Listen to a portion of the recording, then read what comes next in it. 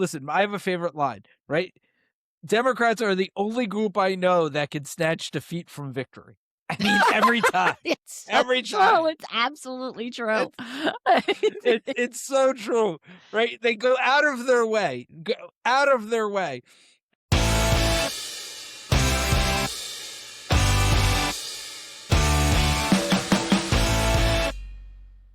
Hey guys, welcome back to TOWTalk. So I got Neil here. We're gonna talk about issues going on with the party and our two-party system. And Neil's got some opinions on that. I'm curious to see what you guys think. Let's hear what you got to say, Neil. So there was actually finally some good reporting on this. I've actually talked about it now. I gotta say, I've been talking about it for the past year, and I've talked about it numerous times on this podcast about how independents or people who are registered as unaffiliated voters Unaffiliated.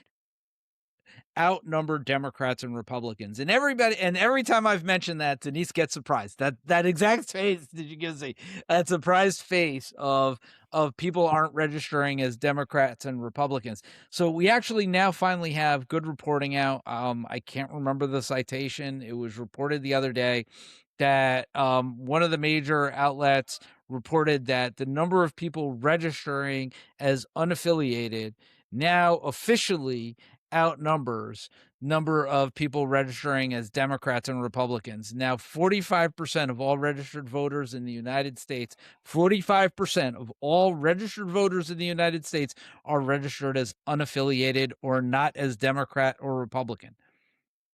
So for the first time, and I've said this, right? Like I knew this was the case, but now we actually have official reporting or official numbers that Democrats and Republicans are not attracting voters, that majority of the voters are leaving, right? Both Or the people parties. who are registered to vote are leaving both parties, that they no longer feel that either party represents them. And this is not like the center. Keep in mind, this is not the center. Okay, this is the Democrats, the progressive Democrats, and you're talking about the hardcore Republicans. These are like the Reagan Republicans. When I say hardcore, I mean old school kind of Republicans. These are all people, and the interesting part of it was the statistic showed that the people who are leaving the party want Medicare for all. So Democrats and Republicans, not just Democrats, not just progressives, Democrats and Republicans want health care for all, universal health care or Medicare for all. Okay. They want to end the forever wars. Okay. Yeah. Both parties want to end the forever wars. Okay. Both parties want to end this unconditional support for Israel. And this isn't me saying this. This is what the polling is saying. Oh yeah. This is what the surveys are saying. So what does it say when you have your two-party system that is no longer a two-party system? So I just wanted to throw that out there because I think it's a really good discussion point. And I think it's time for a third party in there. I mean, it's been. I want to talk about this because I was looking up some history, and where I saw it, read it, or heard it. But when the country was being founded, when they were putting all this, when the framers were putting this together, they actually didn't want parties, a Democratic Party, a Republican Party, or any kind of party, because they didn't want this factionalization that's happened where people, vote red no matter what, vote blue no matter what. That doesn't benefit the country, that doesn't benefit you, because if you're still stuck in that mindset, well, I'm going to vote Republican no matter what, and I'm just going to identify with whatever the Republican leaders do and not with a set of principles that you believe in, because your principles have been turned upside down here, then this becomes a problem. The whole country loses, right? We're like two separate countries here, trying to fight each other. You have right. Sorry. No, just trying to fight each other and not looking at the long-term big pictures, and it just speaks to the volumes of people who are leaving both parties. And I think they really are on the right track, because then it's if this trend continues, um, I think that's going to lead to, hopefully, candidates coming forward who don't identify with this identity politics thing, and identify with a set of principles that they believe in, and you can choose the person that you feel is right for the job versus right for the, sticking to your tribe. Does that make sense? Well, California tried is going through that experiment with ranked voting or ranked balloting, Ranked right? I choice mean, voting, we're yeah. starting to right, we're starting to see ranked choice voting. We're starting to see, we're starting to see certain states, more democratic states, trying to get more democratic with their process. Okay, Can you and saying explain that ranked choice voting? Because I know we did that also in the city with this last election. right. So ranked choice voting um basically is the idea of, instead of going into a voting box and voting for a single individual. So there are two things that were done in California. Let me I need to take a step back when Okay. we talk about ranked choice voting. The first thing was is they took Democrat and Republican off the ballot altogether. So you don't know if you're voting for a Democrat or a Republican or an independent or whatever, unless you know prior to going into the ballot, the voting booth. All right. That's So interesting. I like it that. it will not tell you on the ballot who that person that it is that you're voting for. Okay. And it's order to avoid, right, the idea of I'm going in and I'm just going to vote my Democratic line. You have to know who the Democrats are to vote for them. Okay. And that's more right, and that's democratic. Okay, Yes. because you're not voting for a party, you're voting for the person.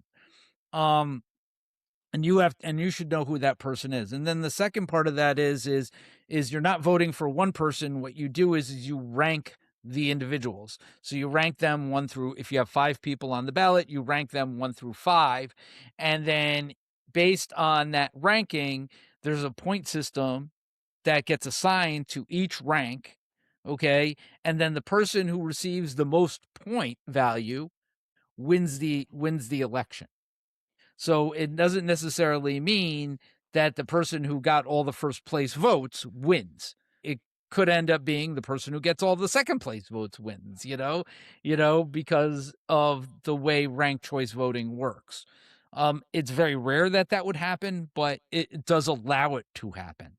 You know, if the people who vote, for their first person, like it depends. Like there are ways the math works. Okay. So, but it's just one of those things. It allows for a more democratic process, and as we see with sort of what what this administration is doing, they're trying to get rid of ranked choice voting. Believe it or not, that's one of the things that they're trying to get rid of. Well, it's a threat to Right. they want people to just draw a red line across the board or a blue line across the board. Well, it's a threat to the two-party system. Yeah. Okay, because Democrats and Republicans have a monopoly on elections, and what they want to do is they only want you to vote for Democrat or Republican, and if you get a good third party candidate who's well known and who has a name recognition, they can get their name on the ballot on an independent line, and you wouldn't know that they weren't affiliated with either Democrat or Republican, and they could potentially win a seat out from a Democrat or Republican. It's interesting. When government lies, democracy dies. I Yeah. mean, that's really what it comes down to. And what we've had is the propaganda both at the federal level and the state level, and then a lot of times your local municipal level, okay, um prevents people from making informed decisions. And part of that is this idea of right, we had consolidation of media. Yeah. Not only local, I mean, we see that every day in our local community when we don't have a local paper that we can open to find local news. Right. and we don't have a guy like Mike Levine. So let me go back. People don't know who Mike Levine is. I Mike remember Levine Mike.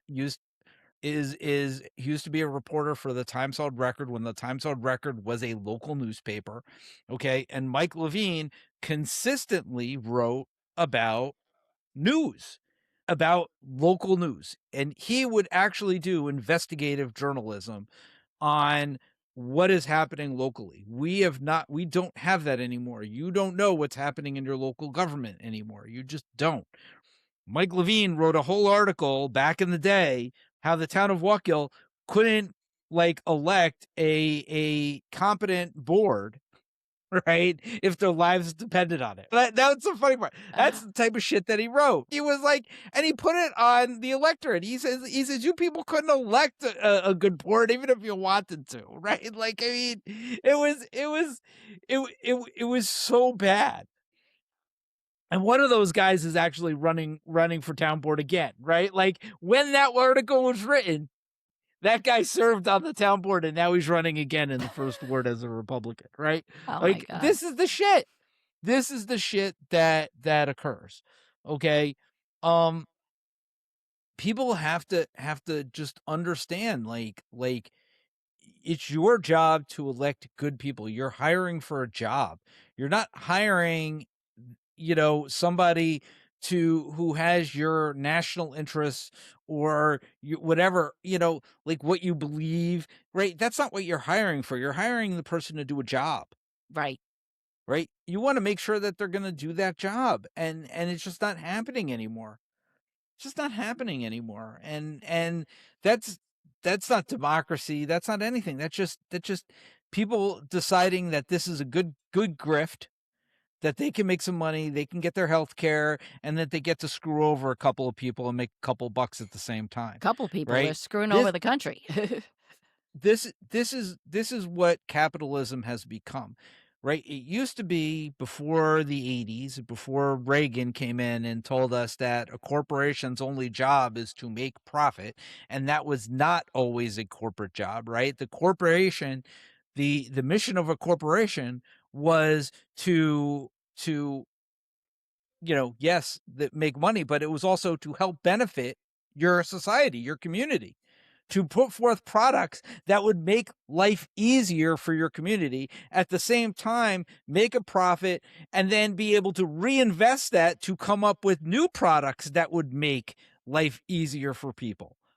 It was contributing to the benefit of society. That's what a corporation had to be. They also had to show that they were benefiting. In order to get that corporate status, you had to show that you were benefiting society. Okay. Now all we care about is the idea that somebody has the ability to make a profit.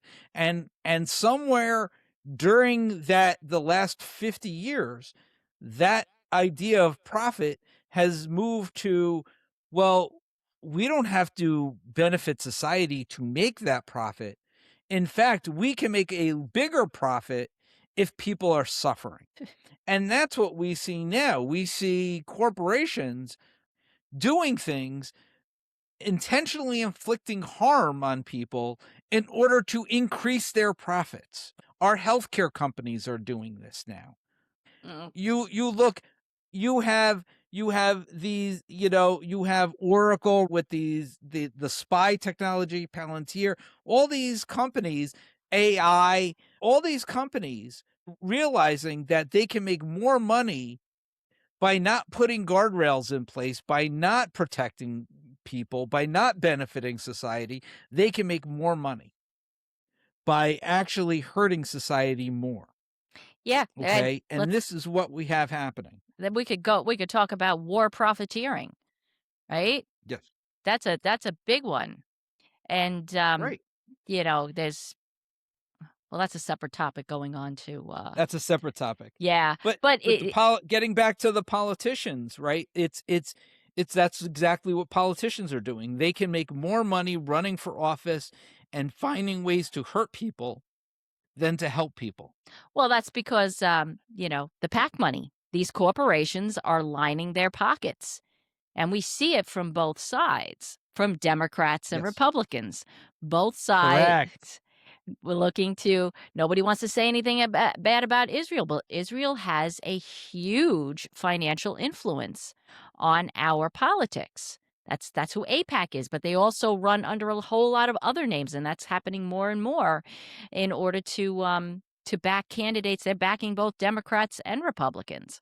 So what does that say about the type of policies that are going to come out of this, regardless of whether a Republican or a Democrat wins, right? If they're beholden to the financial apparatus that supports them, um, and that's probably why you see more and more people leaving both parties. The best benefit that could come out of that would be either this ranked choice voting or a third party or the ability to put candidates on that are not affiliated with any party.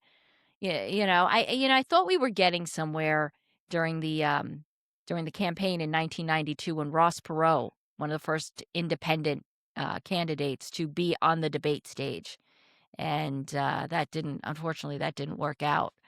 Well, Ross Perot tapped into, he just did it from a different angle. So he was very right wing, less government type of thing. But what he did is he tapped into exactly what I said the other day.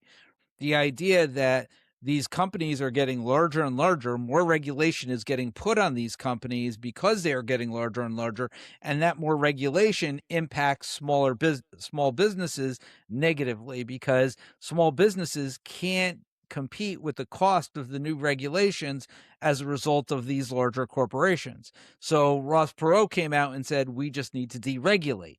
That was his own mentality. We don't need to regulate the big guys because it's hurting the smaller guys.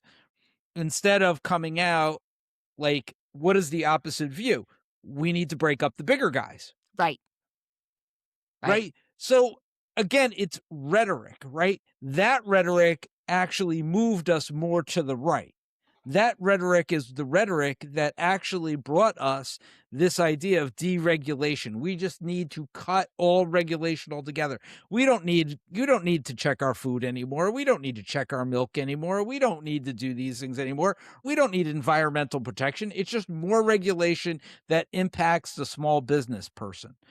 And yes, they impact small businesses. Not always bad, but maybe the idea is we need to break up the larger companies. Yeah. And maybe that's more of a solution than deregulation of the larger companies, which really has a negative impact on the smaller guys anyway, because the more the larger companies are deregulated, the more they drive the smaller businesses out of business because Yes. now it's not a fair playing field. So it's a double-edged sword, and like the rhetoric and narrative the pendulum needs to swing back the other way. And the problem is that Democrats are doing everything they can to make sure that the progressive voices in their party are not heard. And Yeah. that's why I say everybody's leaving the Democratic Party, everybody's leaving the Republican Party, and why these independents are growing, because people are tired of hearing the lies from Yeah. both parties. Yeah. So much for that big tent, right? It's a lot smaller than we thought. Well, the big tent seems to only be for the billionaires and the rhetoric of the billionaires. It doesn't seem to be for the progressive wing of the party. And I think that's really shameful when you want to talk about big tent in the same voice as a rationale for stifling an entire wing of your party. Yeah. Like you're not, and keep in mind, okay, the Republican and Democratic Party haven't had a platform in like almost a decade, almost 2 decades now. They Yeah. haven't even had a platform. They don't have a party platform. It used to be, you used to see Republicans say, well, we're for small government, a small federal government, we're for states' rights. And then you used to see Democrats come out and say, well, we're for more social programs and we're for Medicare and Social Security. Both parties got rid of all that. They have no platform. When they go, they just say, "Hey, listen, we're the Democrat. You vote for us." Yeah, but And the anyone but Republicans say Trump, the same. you know? And the Republicans say the same thing. And each party, their whole platform is well, we're not as bad as the other guy. Yeah, That's it. That's the entire platform that you're voting for yeah, we understand we're bad, but we're not as bad as them. And each party is telling you that. And people are now sick of it, and they've decided that fuck that. I'm just going to be an independent, and when an independent-minded candidate comes up, I'm voting for that guy. but folks, that's actually ends up being sort of counter to democracy. I think the idea is, well, what are ways that if an independent wants to get on a ballot and, I mean, I know they can do that, but sometimes they don't get on if they don't get enough signatures. Well, that's the thing. So, people have I'm glad you brought that up because that's really, really important. Okay. So, the interesting part is that if you want to get on as a Democrat here in New York, I'm just speaking for New York. I think most states are very similar though.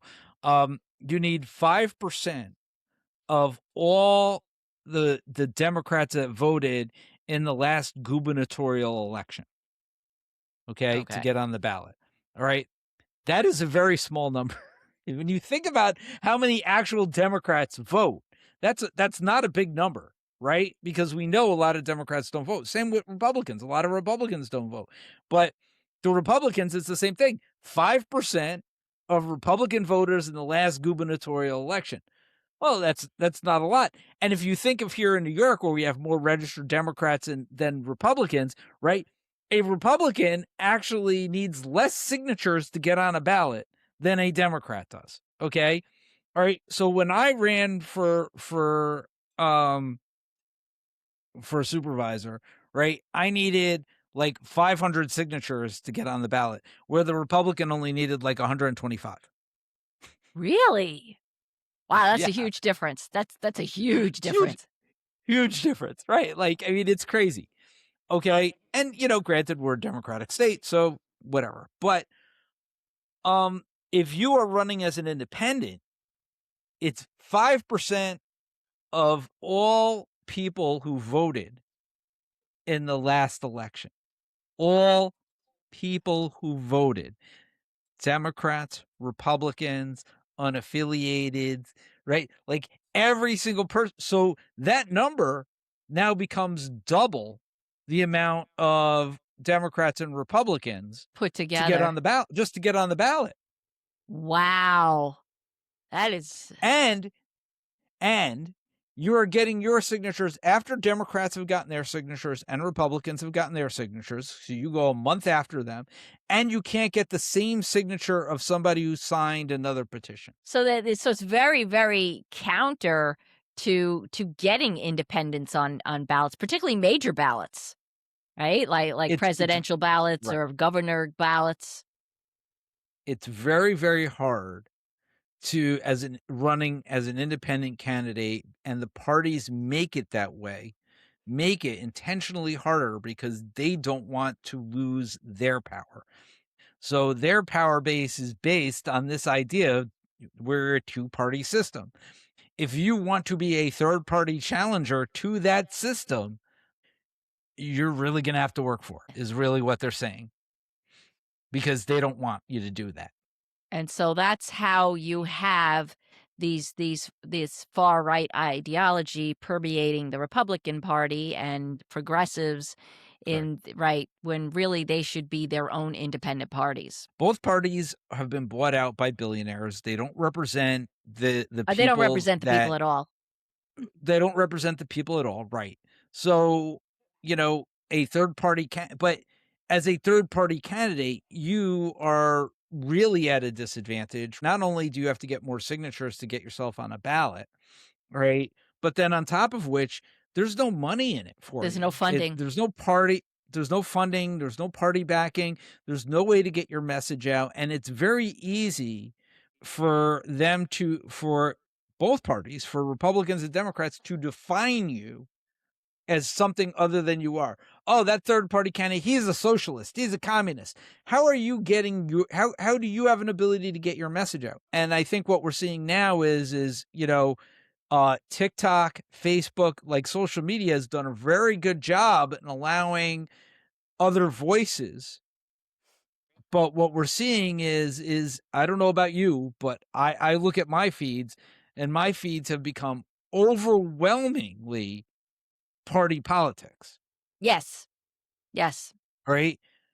Independent voices very rarely get into my feed anymore. They used to get into my feed a lot, and now they don't get into my feed at all. So they are clearly suppressing, this idea of, and that isn't speech. That's just not free speech. That is paid for, targeted speech that is being paid for by the billionaires and the two-party system, really. And it's not a two-party system. It's really just one party. And people who say, oh, I'm not being, that's disingenuous. You can't call Democrats Trumpers. And I'm not calling Democrats Trumpers. But here's the thing that I'm gonna throw out there for everybody. If the billionaires were against anything that was going on, okay, it wouldn't be happening. That's right. Okay? That's right. Period. All right. I'll say that again. If the billionaires were against anything that is happening, okay, it would not be happening at this time. You know, Okay. and you know what? The polling shows this, right? The polling, it's interesting because are among Democrats are more less supportive of their party right now, or the Democrats are unpopular with Democrats because of how they are not representing the people, because the overwhelming number of if you poll Democrats in general, they're against the war, they're wholly against the this unconditional support of Israel.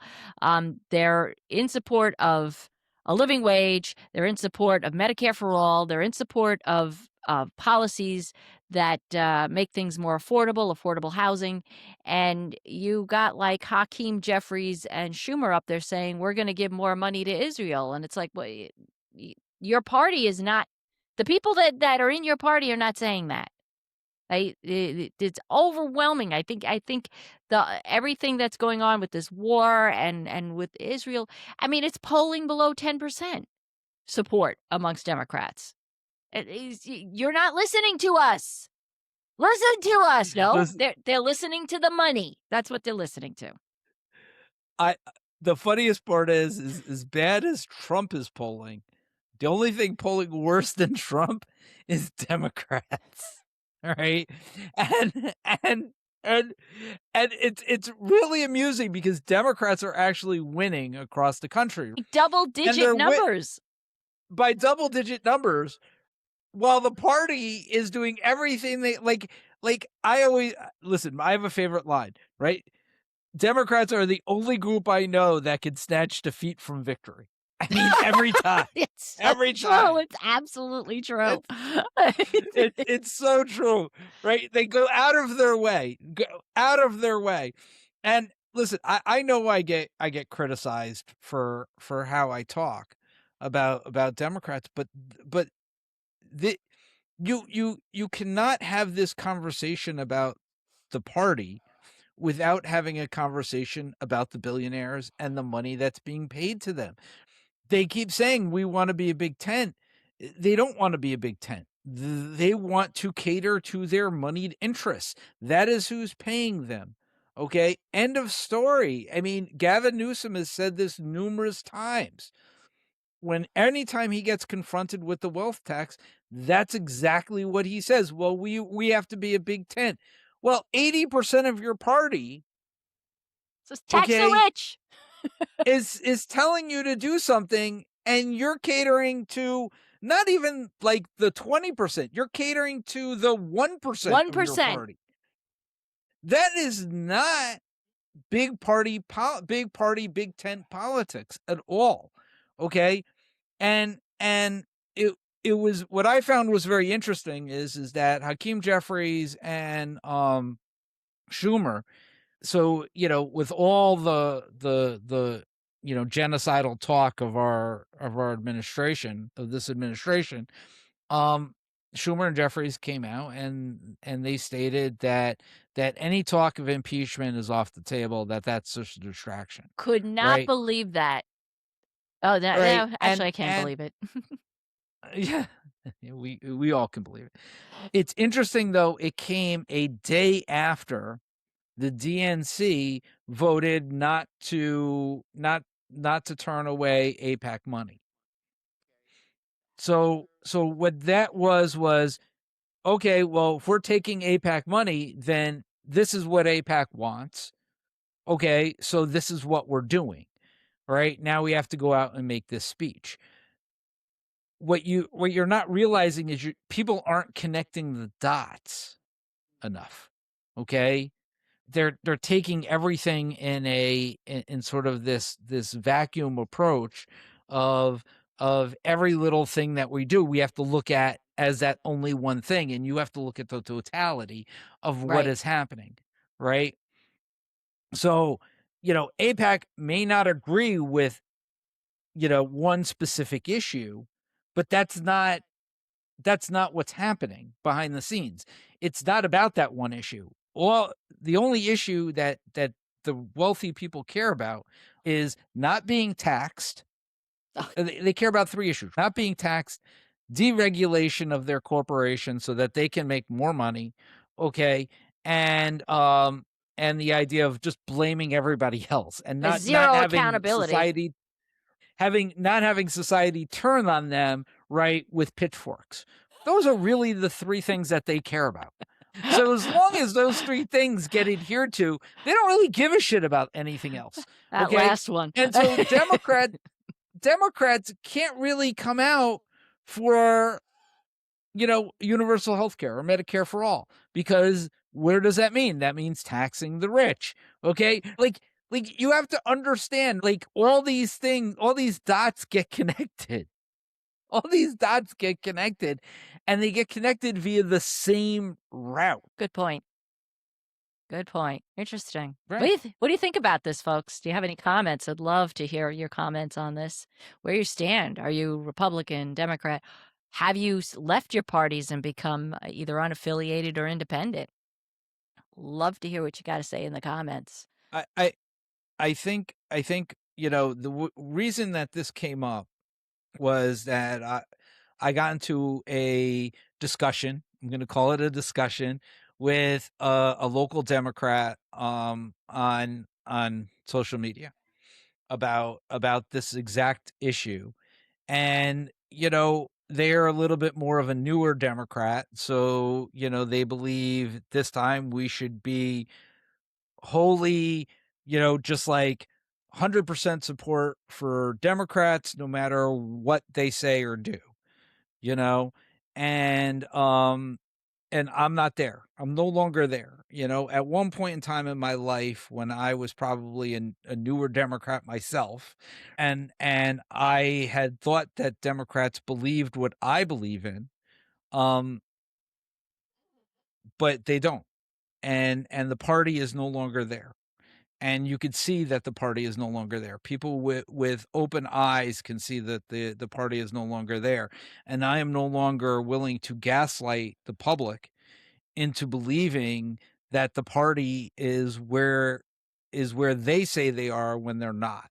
And nothing epitomizes that more than Mayor Mamdani down in New York City, who basically said, we no longer have to sit by and ask our politicians for something we know that they will never do, because they're being told they can't do it, or we get told, well, we have to accept change slowly.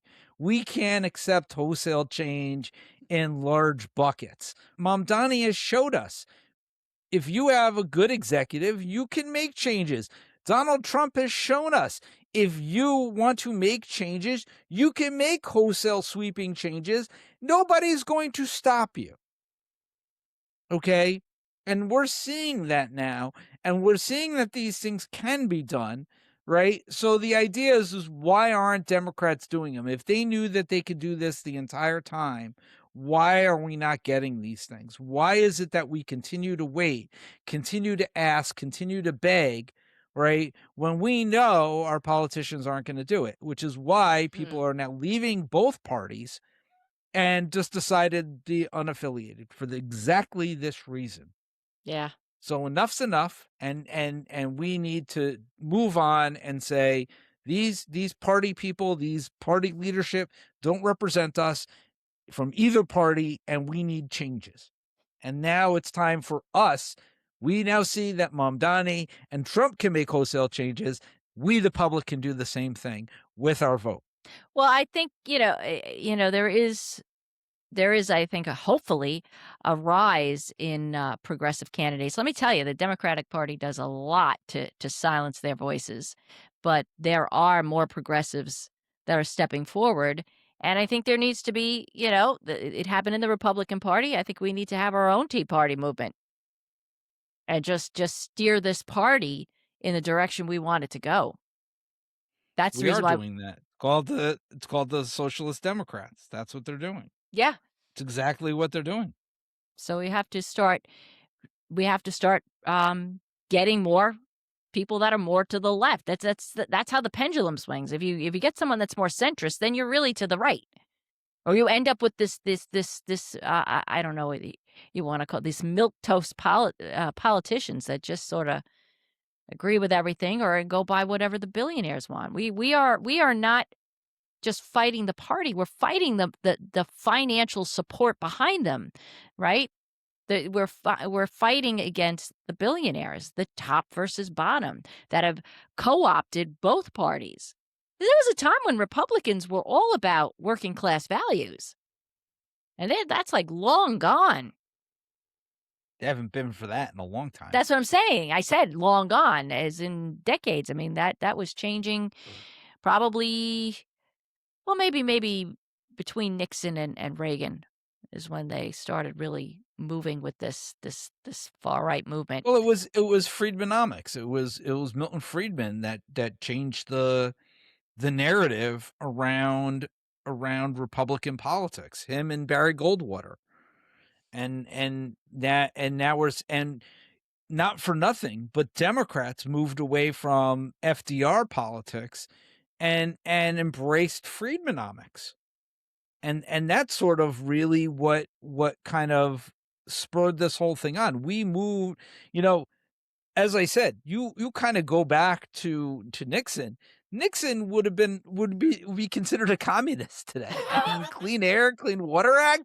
I mean, you think about it. You couldn't get a Clean Air, Clean Water Act passed today at all, That's right? true. That would be considered a leftist dream. We are seeing like the Green New Deal being dismantled. And what was the Green New Deal? It was just the next evolution of the Clean Air, Clean Water Act Right. Right. that Those Nixon passed. So we've moved so far to the right that we can't even see the center anymore. So anytime anybody comes with the center, it makes it seem like it's so irrational and so far left that it can't be done. I keep hearing, "Oh, that can't be done. That's a leftist pipe dream." you know, but it's not. It really isn't. We've just gone so far to the right. We need to elect better people, we need better more people to ethical run people. also. Oh, ain't that the fucking truth? What At all levels. at all levels. But again, starts locally. Starts locally. And so you really get to know, in summary here of everything that we've discussed in this entire episode, the bottom line is to really get to know your candidates. Don't vote across the party line. Get to see who's running and get to see who's running on an independent line and what their policies are and how they line up with your own principles. Because, at this point, the principles are, it shouldn't be whatever the leader identifies with today. You know, we're seeing that, right? We're seeing that with Trump. He ran on ending all the wars. He ran on ending inflation. He ran on getting rid of the worst of the worst, and then went to town getting rid of everybody. Went to town raising prices, and now he's talking about wanting $1.5 trillion for all these wars. What do you mean all these wars? He wants to invade Greenland. He's got a blockade against Cuba. That's I love to, we'll have a talk about that. He wants to go to war with everyone. Is that what? That's not what you were identifying with during the campaign. But if you're now identifying with all that, what's going on with your principles? Don't I I stick to I your principles. I think also one of the overwhelming issues that people is affordability with homes, That's a right? big one, Affordability, right? Which is a huge issue. And I saw this in my time here in the town of Waco. This is a local issue. Believe it or not, this is a hyper local issue, this affordability issue. Look at what is being developed in your local community. What communities are starved for, and this is what gets me and what pisses me off the most about when I hear about affordability crisis related to homes, because the way that is being translated by your politicians, especially your local politicians, is more apartments for rent. Okay. And that is not what people are talking about. The affordability crisis is coming with the idea of owning a home, buying a home, having starter homes to buy in your right? community. That's what the affordability crisis is in this country. People want home ownership. People don't want to live in Pottervilles, right? I Right. keep saying it. So so everybody understands what a Potterville is, watch It's a Wonderful Life, right? I'm really shocked that I have to tell people to watch It's a Wonderful Life. Watch It's a Wonderful Life. Basically, what it is it's this idea that you rent homes from the ultra wealthy person in your town and they're slums. That's that's what home ownership, that's what home affordability has become in the United States with HUD. This is why what pisses me off about HUD. HUD was changed in the 1970s in order to, negatively impact minorities in this country, because we used to have a HUD that worked. Levittown was one of them, Mm-hmm. but they were all white communities. Yeah. Okay. When all of a sudden, the federal government came in and said, well, minorities have to be treated the same. They said, we don't want home ownership for them. We want rental properties for them. And that's when they started building projects. And that version of HUD still exists today. They do not build homes for ownership. They build rental communities and Yeah. apartment buildings, and they stick people in renters' prisons.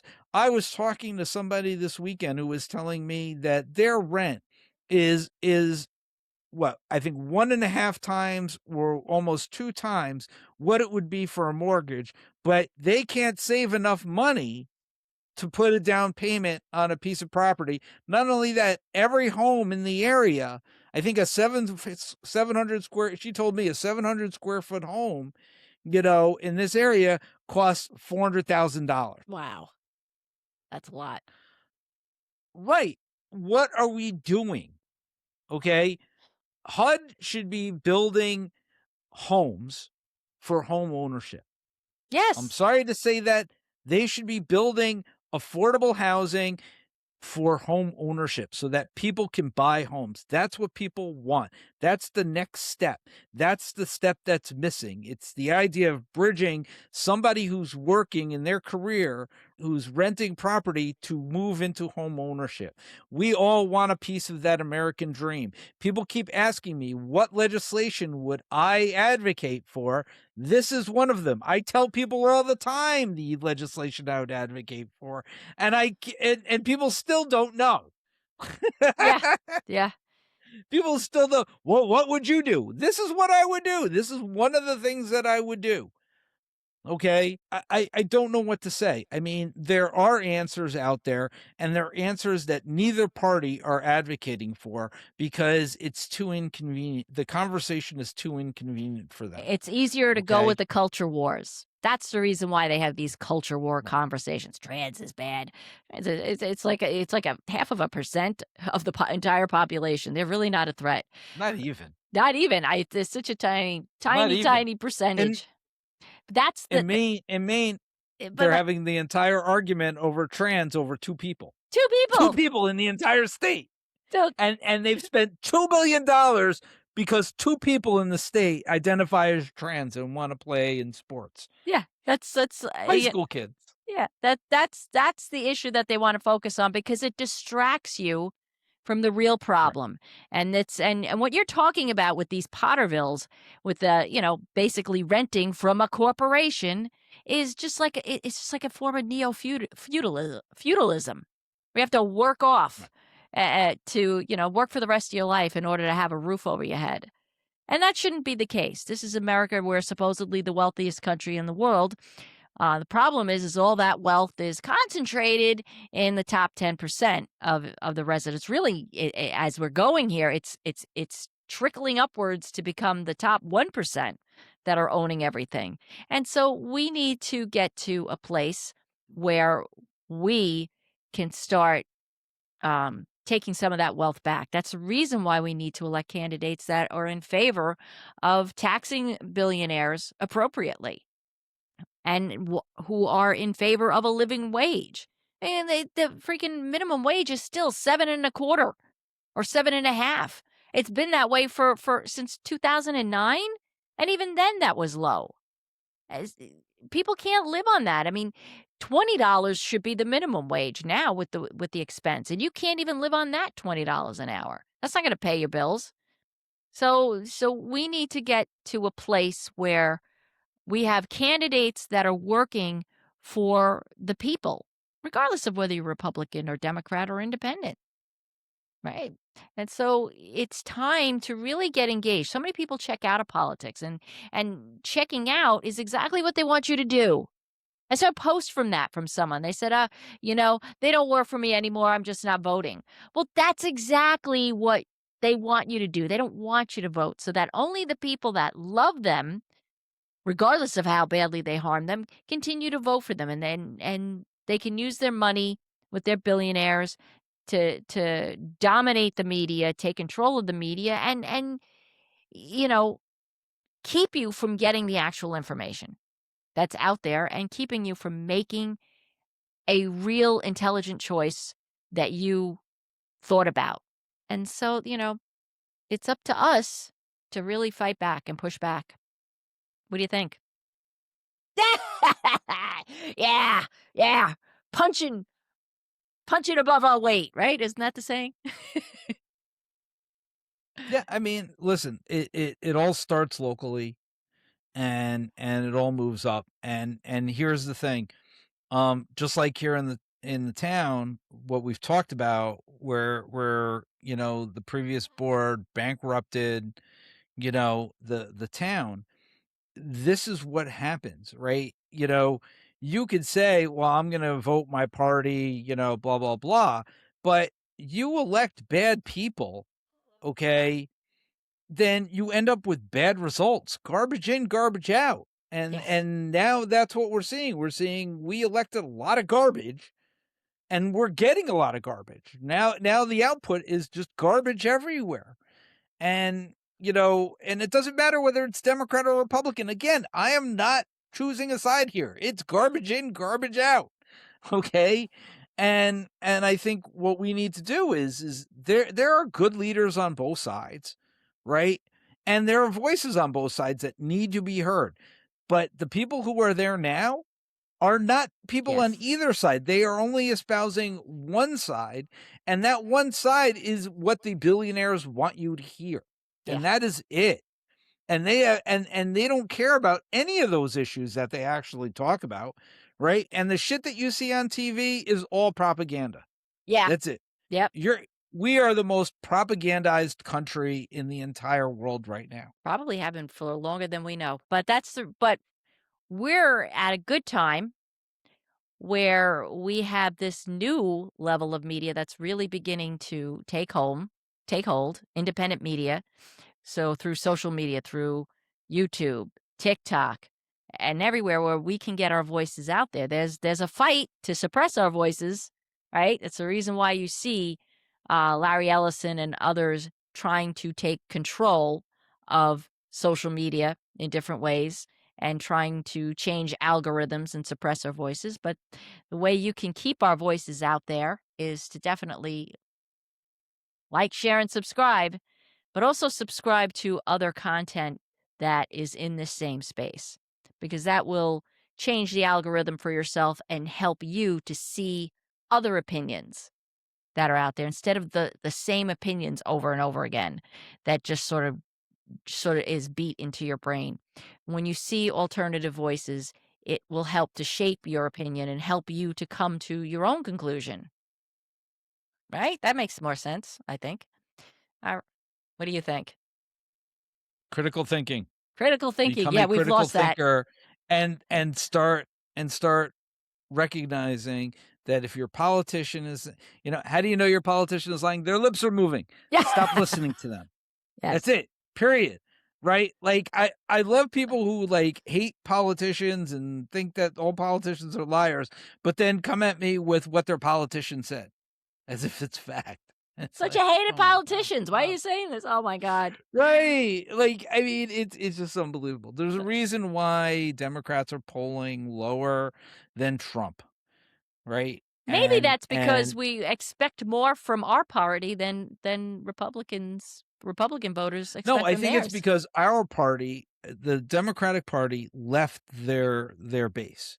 Yes. Right? And they no longer represent their base, and that is what the polling data shows us. And it continues to show us that, and they continue to not be functional as a result because they refuse to move backwards and represent their base. They fight their base every chance they get, and people are tired of it. They don't represent them anymore. I mean, one of the biggest questions that they're getting on the campaign trail now is whether they, especially if you're running for Senate or Congress, is are you would you reelect Hakeem Jeffries or Schumer into a leadership role as the leader of your party if you were elected? And that's become the litmus test. Well, the second question is whether or not they take back money. That is becoming a very dominant question. And that's become a litmus test. And again, these are litmus tests that should be there, but enough's enough, right? Like start asking tough questions. I think the APAC question is sort of dumb. I like the Schumer and Jeffries question. I think that's appropriate. Um, but at the end of the day, ask them like what their policies are. Ask them if they're for a wealth tax. Ask them if they're for, and if they're not for those things, then why are you voting for them? Yeah, just because they're blue. We saw Right. that, yeah, we saw that with the primary in Chicago. Like Kate Abigazala had a lot of popularity. I think we missed out on a really good candidate, but Yes. I believe that she'll be running again in the future, as she should, unless she's able to get on an independent ticket. Listen, she's decided to transition from her political office to basically helping her community. Now she's become a where people can go and get food, like a food bank and non-perishable goods they can get there. And she helps coordinate delivery of foods. She's become almost a social services advocate for her community, And which she is was great. and she was doing that going into the campaign. This is not something new. No. She was a big supporter of her community. That's the kind of candidates you need to look at. Look at the people who are doing more for your community, especially on a local level. And as opposed to those that are running around, rubbing elbows with billionaires. Safe isn't always better. And what we've done is as a society have been basically brainwashed into believing that AIPAC is safe, right?